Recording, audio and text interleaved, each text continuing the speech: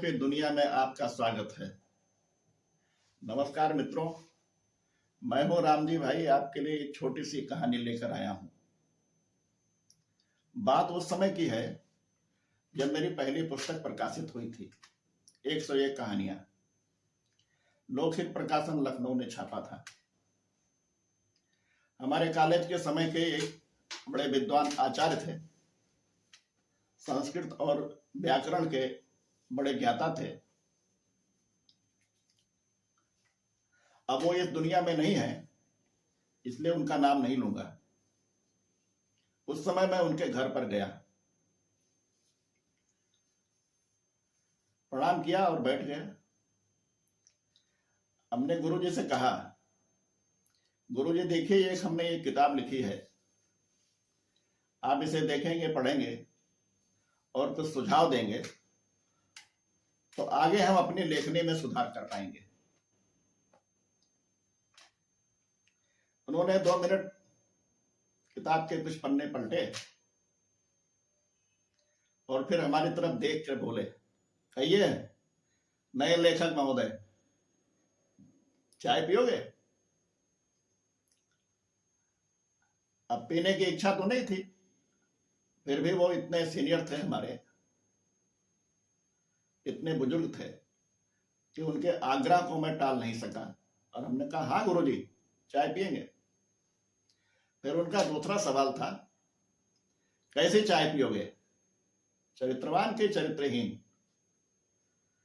उनकी ये बात सुनकर मैं तो असमंजस में पड़ गया, क्या बोलूं। फिर हमने कहा, चरित्रवान ही पिएंगे गुरुजी। फिर कुल्हड़ में चाय बन करके आई, चाय पी लिया, लेकिन बाद में हमको रहा नहीं गया। हमने गुरुजी से पूछा, गुरुजी आपने जो पहले कहा था वो चरित्रहीन चाय क्या है? तो हमारी तरफ देखकर मुस्कुराए, ओ बताता हूं, चरित्रवान चाय क्या है और चरित्रहीन चाय क्या है। चरित्रहीन चाय वो है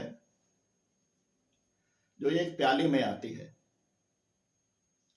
न जाने कितने अधरों से लगती है, हर बार धुल करके पुछ करके नया श्रृंगार करके नए प्रेमी के अधरों से लगने के लिए तैयार हो जाती है। और चरित्रवान चाय वो है जो आपने अभी कुल्हड़ में पिया। मिट्टी, पानी, अग्नि, पंच तत्वों से निर्माण होकर के एक अधर से लगती है और पुनः मिट्टी, पानी, अग्नि, पंच तत्वों में विलीन हो जाती है।